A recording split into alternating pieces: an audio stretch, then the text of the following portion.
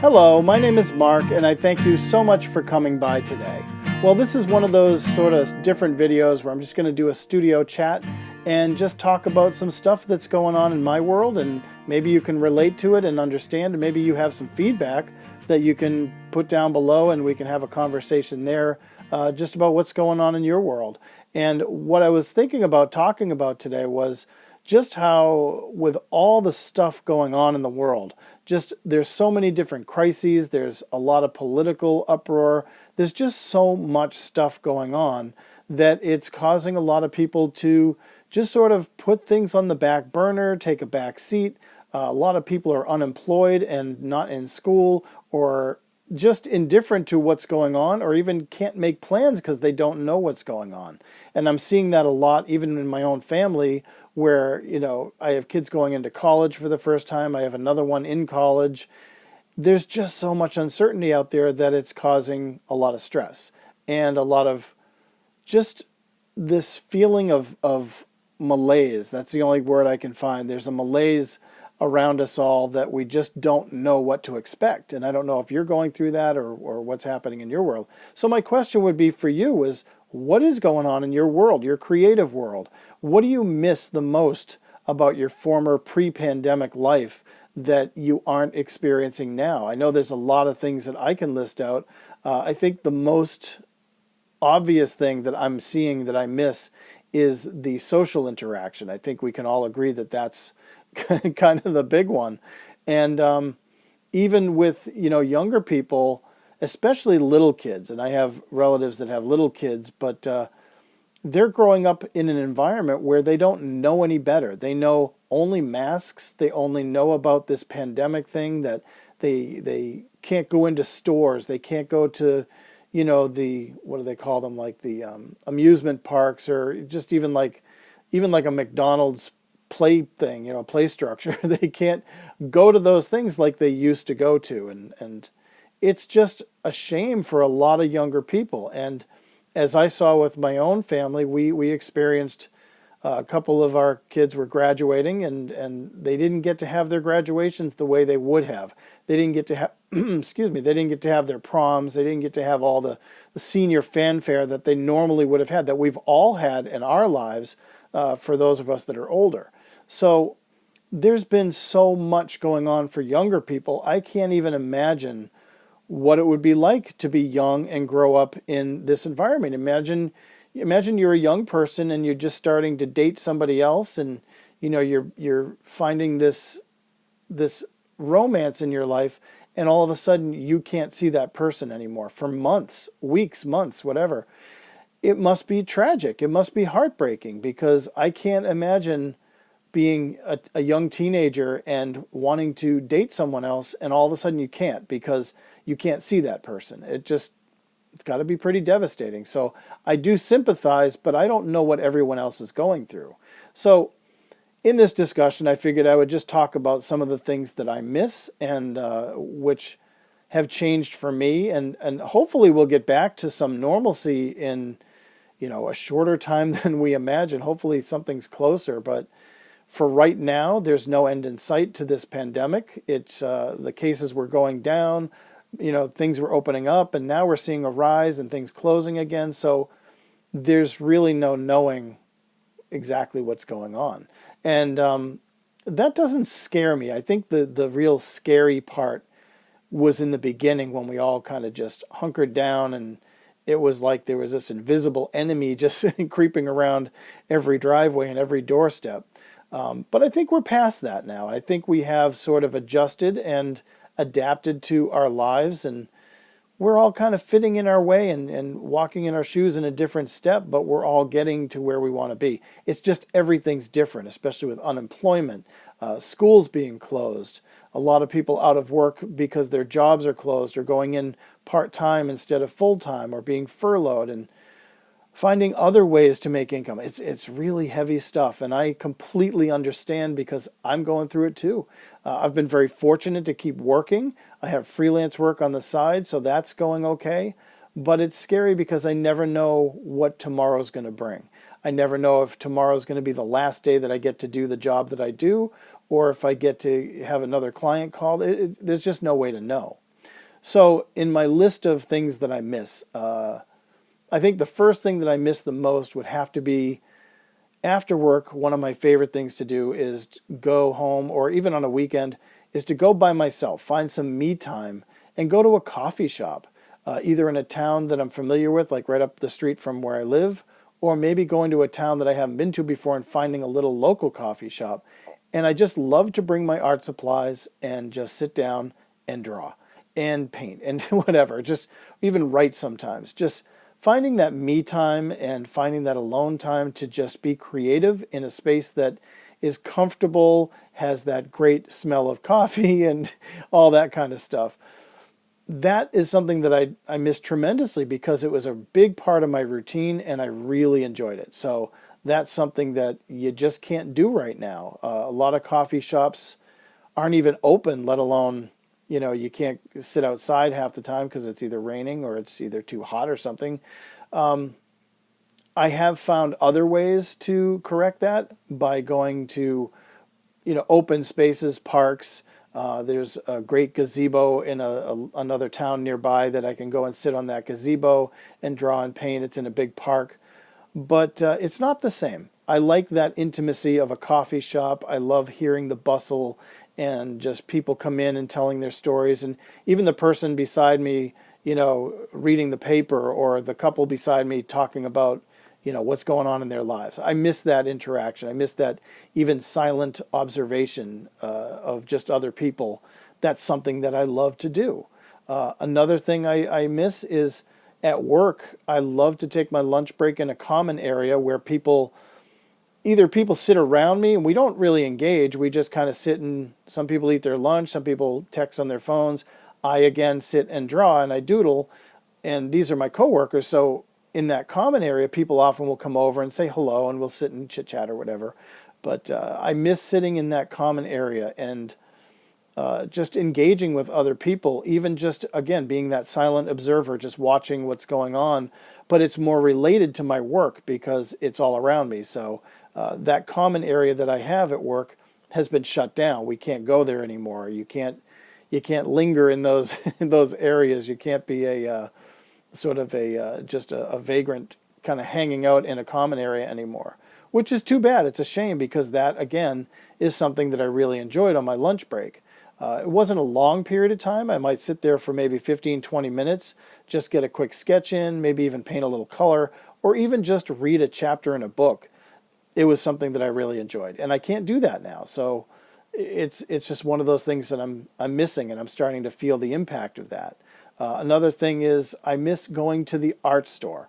I know some of my local art stores have opened back up, but it's not the same again because, again, I used to love going in and interacting with the employees and talking to the customers. And, I'm one of those people that'll stand there, and if somebody looks lost, I'll say, can I help you find something? Even though I don't work in the store, I know where everything is pretty much, so I can be of, some help to somebody. And I enjoy that. And then you get talking with people and you say, hey, I'm an artist too, and this is what I use. And they tell me what they use. And I'm like, oh, I never tried that before. So that interaction, again, it's more of that human interaction. So you can see where that's playing a big role for me anyway. That's something that's important to me, is that human interaction.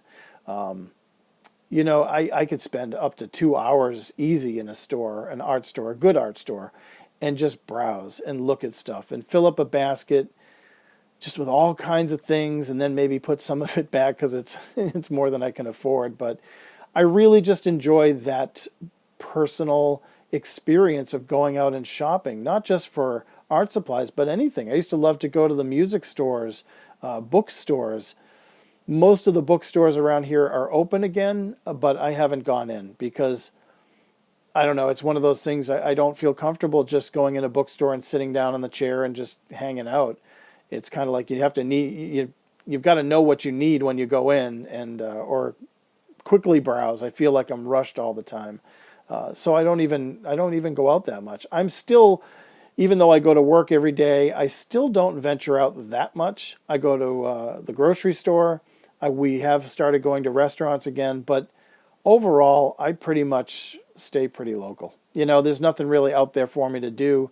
I can't go to the things that I used to love to go to, so I might as well just stay home and use the internet more than I ever did before for all kinds of things. But another thing, number 4, is I miss going to local studios. We have, in the town next door to me, there's a local studio mill. It's an old building full of art studios, and you can go over there and you can go visit some friends. I have friends that have studios there, and I can go visit.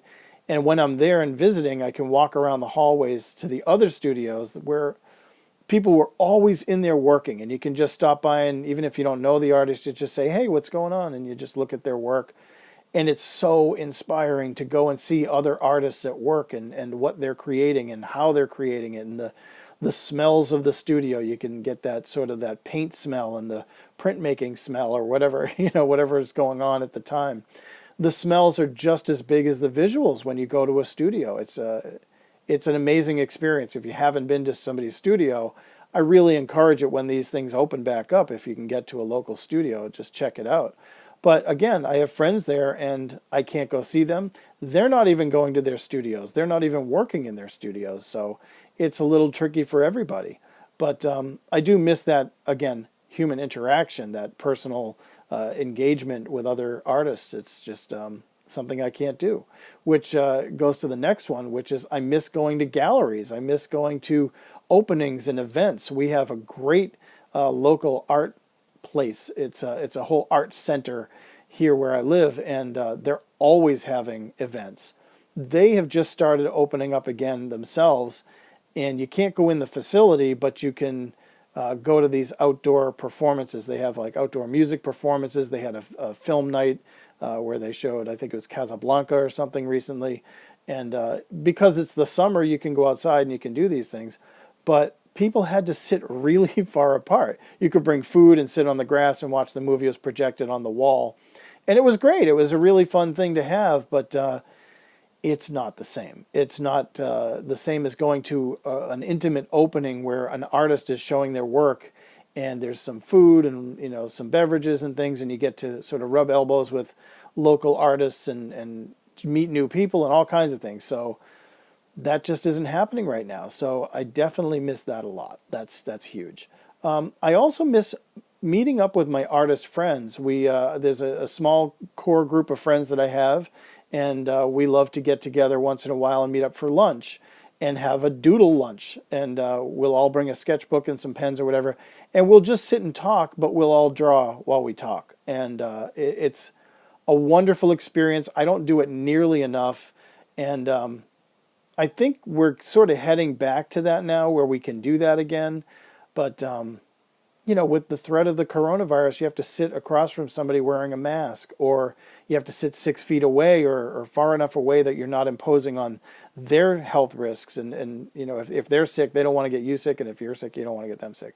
But the doodle lunches that we've had for years, we haven't had one in months, so it's very strange. And even just meeting up with my regular friends has been kind of tricky. I've had one outing so far with my friends, and it was very strange to sit that far apart from my friends who, the first thing we do when we see each other is hug, but now we can't. So again, that human interaction is just a big part of it. Another thing I miss going to crowded areas. I used to love, if I didn't go to a coffee shop, it was a beautiful day, I'd go sit on the bench outside a post office square or any area that I'm in where there's a crowd. That's an area in Boston, is Post Office Square, which I used to love going and sitting there. And you could just doodle and draw, whether it's the architecture and the buildings or the people, any kind of thing where you could like urban sketch or just kind of get a basic landscape sketch or anything, whatever. I keep saying that a lot, but I'm sorry.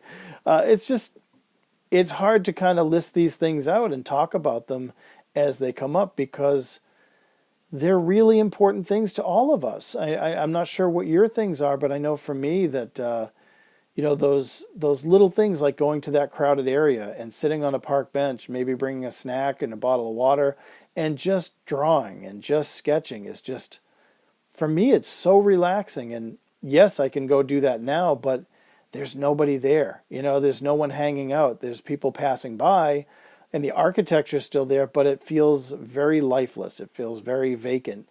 And that's not where I want to be. I want to be in a crowded area so I can get the thrill of that crowd and the energy of that crowd, and I can convey that and communicate that in my drawing.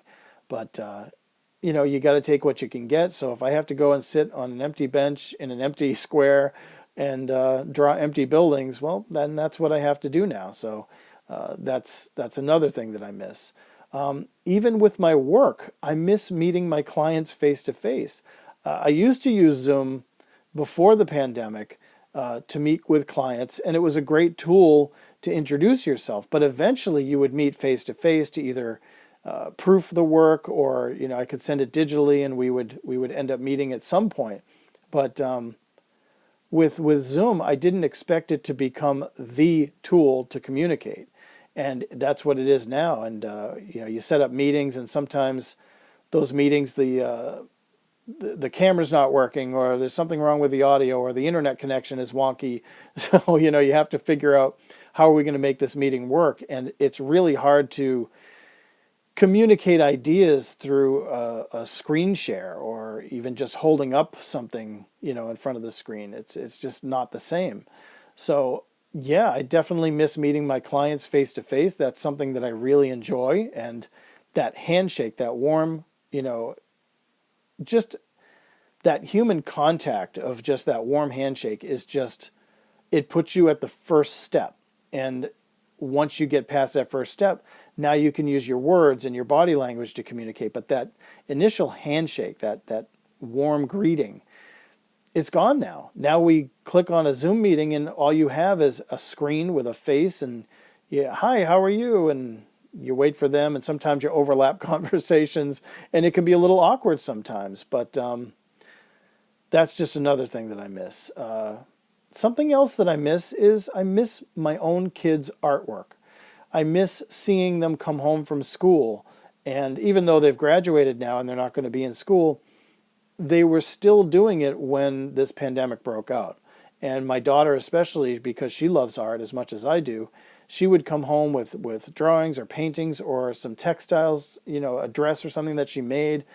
And I loved seeing that. And even though she's been doing some of that throughout the pandemic, it's not the same. Her passion for it has sort of waned a little bit, and she's finding other things to do.